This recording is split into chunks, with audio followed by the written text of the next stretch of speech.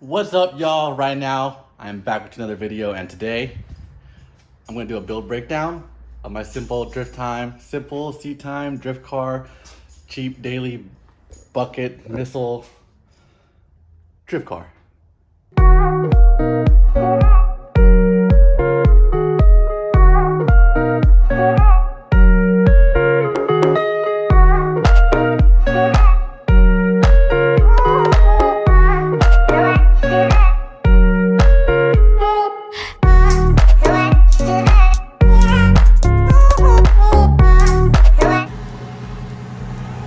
That is my 2004 Lexus IS300.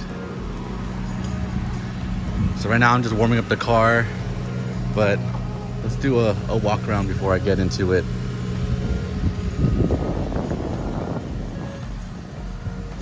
Lighting's pretty good right now.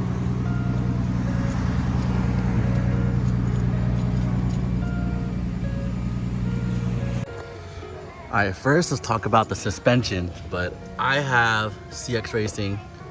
Let's try to get in there. Get in there. I have CX Racing coilovers with JZX 100 arms, as well as excessive manufacturing steering angle kit with GS300 tie rods. In terms of wheels, I have right now are just STR Flow Forge wheels. They're really light, but they do the job and they look pretty decent. I'm not trying to spend too much on wheels, they're pretty expensive. So for now, STRs, but here you go. Decent fitment.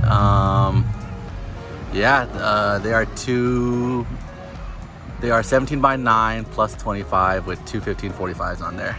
So as you can see, in the future I might downsize depending on how much grip I have, but so far I like it. I haven't drifted on it yet, but it feels good. It feels good on the road. Also, I got some cheap generic rotors. They're Power Stop on Amazon. They were like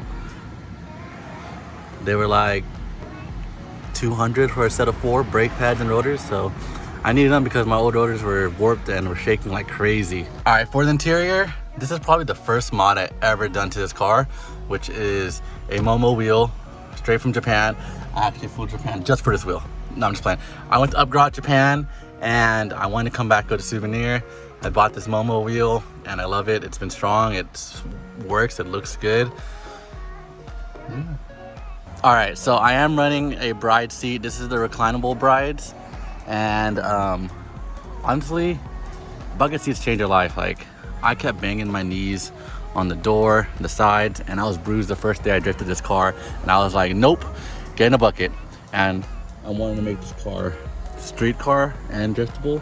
So reclinable works, and it's pretty comfortable. I drove pretty far, a couple hour drives, and I mean, it's not the best seat, but it works. All right, so interior is fully gutted, as you can see.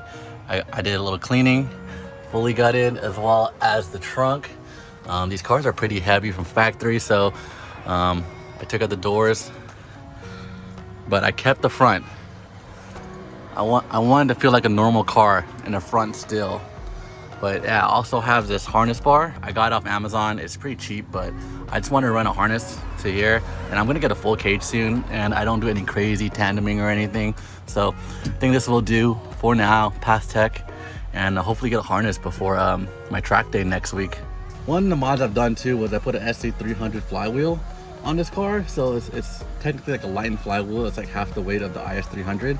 And all you need is the SC300 clutch, SC300 pressure plate, SC300 flywheel, as well as the flywheel bolts, and the push rod for the slave cylinder, which was honestly easy swap. I had to do this swap twice because I messed up the rear main seal, but I could probably take off the trans in like 2 hours, 3 hours max. All right, so that's all I had.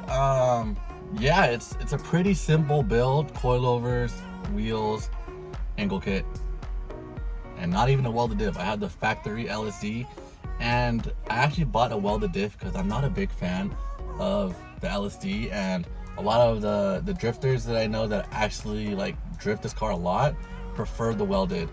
And I mean, LSD, it does fine if you're just drifting for fun, I mean, it does fine in general, but like for me, I feel like it doesn't lock up as much as you want when you're initiating as well as transitioning. And so I feel like I can get some more better initiations with the welded diff. So that video is going to be coming soon. I have the diff in my car, and I don't feel like doing it until after the drift event because I don't know why.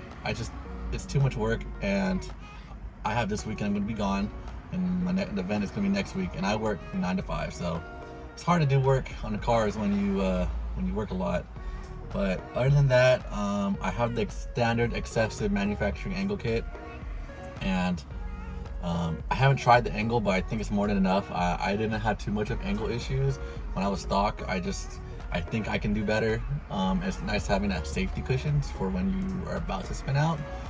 And so hopefully going to try that out. I'll do a little review on the excessive manufacturing angle kit.